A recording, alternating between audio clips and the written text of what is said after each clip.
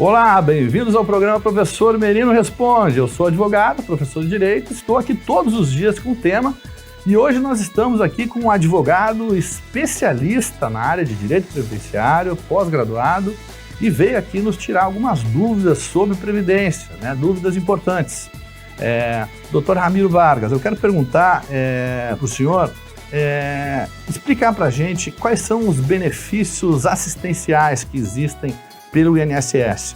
Quais são os benefícios que a pessoa pode requerer, E se a pessoa que tem Bolsa Família pode requerer benefício assistencial. Eu não estou falando de pensão nem de aposentadoria, estou falando de benefício assistencial de INSS. É a primeira pergunta. Pode responder para a gente? Professor, muito obrigado pela oportunidade, é uma honra estar aqui. Então, o benefício assistencial, como foi dito, ele tem uma origem diversa da aposentadoria, ou do benefício por incapacidade.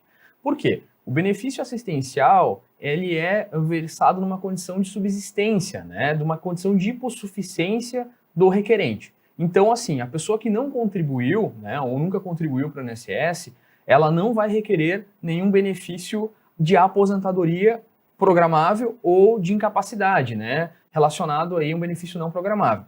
Por quê? Porque nós estamos diante de uma situação do INSS que é um sistema contributivo, certo? Então, o LOAS ou BPC é um benefício que concede um salário mínimo para aquela família, aquele grupo familiar, aquela pessoa que se insere nos quesitos de hipossuficiência e incapacidade ou idade, dependendo do benefício. Então, o benefício assistencial é o nome que a gente requer junto ao INSS. Interessante. E uma pergunta também que as pessoas me mandam muito, pessoas que trabalham com periculosidade, insalubridade, eles têm direito a alguma aposentadoria especial, com um tempo reduzido? Bom, o que acontece, professor, nesse sentido, é que a questão trabalhista, ela versa sobre a insalubridade e periculosidade. Não necessariamente quem ganha esses benefícios adicionais, vão ter reconhecido o seu tempo especial junto à questão previdenciária. Por quê? São de origem distinta.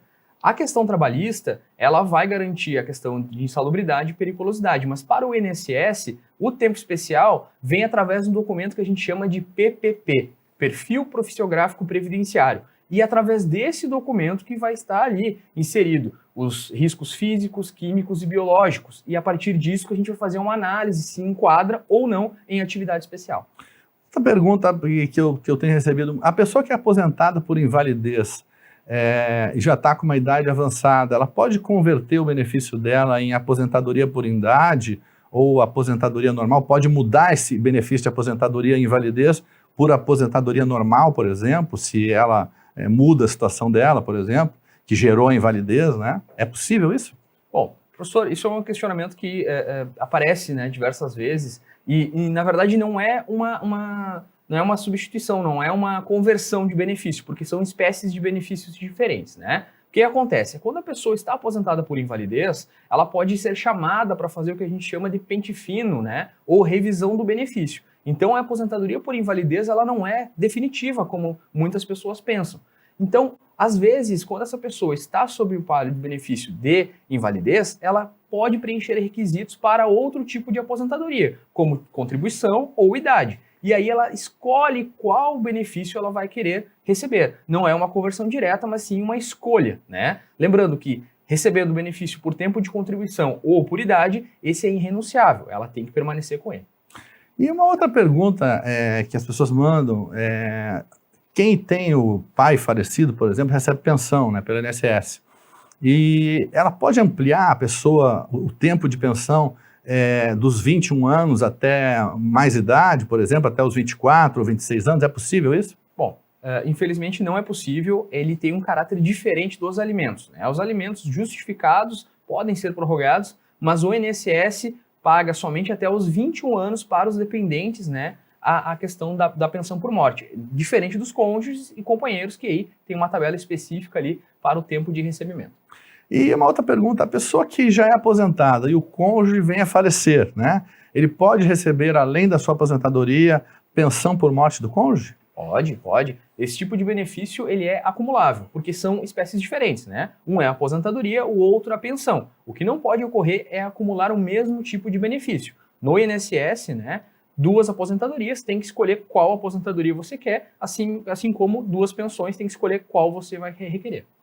E uma outra pergunta é, se a pessoa recebe pensão por morte e vem a se casar novamente, ela perde a pensão por motivo de casamento? Não, isso também é um equívoco muito grande, né, que as pessoas falam, então não, de fato não, pode casar, pode contrair novo matrimônio, não há esse risco. O que acontece, como eu disse antes, é que se esse novo, né, matrimônio, essa nova conjuntura familiar vier a falecer essa companheira ou essa esposa, ele vai ter que optar qual benefício de pensão ele vai requerer, o que ele já recebia ou esse novo.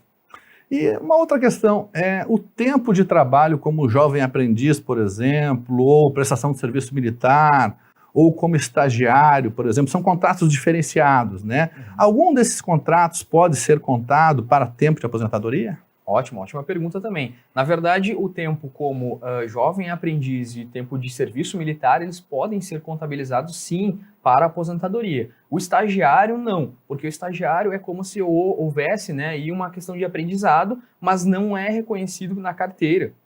Então, infelizmente, esse tempo de estágio, ele não pode ser contabilizado para a aposentadoria. Uma outra pergunta, a dona de casa tem direito à aposentadoria, aquela pessoa que é dona de casa a vida toda, né? O marido trabalha, às vezes tem 7 filhos, 10 filhos, a pessoa tem que ficar, né, humilde, às vezes, né, se dedicando ao lar, né, em função disso e acaba não trabalhando. Existe possibilidade da dona de casa ter uma aposentadoria? Perfeita pergunta. Sim, a dona de casa pode sim se aposentar através de uma questão de contribuição facultativa. Por quê?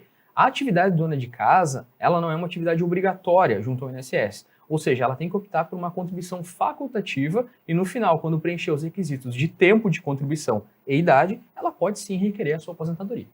E um tema novo aí, que é a questão de revisão da vida toda de aposentadoria, né? Quem já é aposentado, por exemplo, há mais de 10 anos e acha que seu benefício está com valor defasado, né?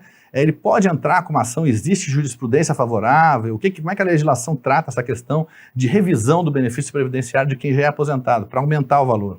Bom, esse é um assunto com uma repercussão muito grande, né? Então, o que nós temos? A revisão da vida toda, ela ainda está sendo debatida em questões de embargos junto ao STF, mas já está definido que o tempo para requerer é 10 anos. Mas o que acontece com esse tempo de 10 anos? Muitas pessoas se confundem com o tempo de concessão. Não é isso. Por exemplo, se você faz um pedido de aposentadoria em novembro e ele é concedido em dezembro, mas o primeiro pagamento desse benefício é realizado em janeiro, por exemplo, começa a contar do mês subsequente do primeiro pagamento desse benefício. Então, por muitas vezes, as pessoas acham que não tem direito porque a carta de concessão indica um ano anterior, né? Mas, de fato, é só quando o pagamento ocorre e começa a contar do próximo mês. Então, tem que analisar cada caso especificamente, porque o prazo estabelecido pelo STF é o prazo de 10 anos.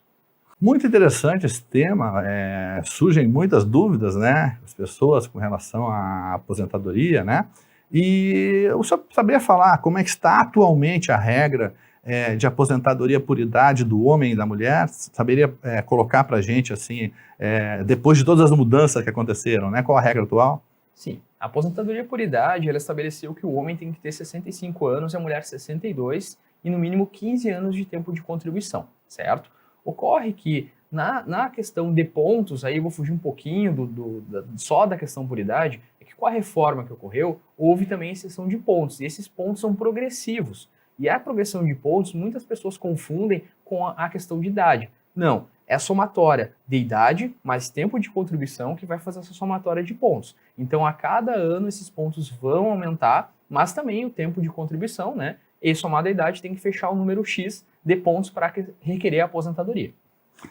Muito obrigado pelos seus esclarecimentos. O Dr. Ramiro é advogado, tem escritório aqui em Canoas, tem uma experiência larga aí de atendimento nessa área previdenciária. Vou agradecer a presença dele aqui.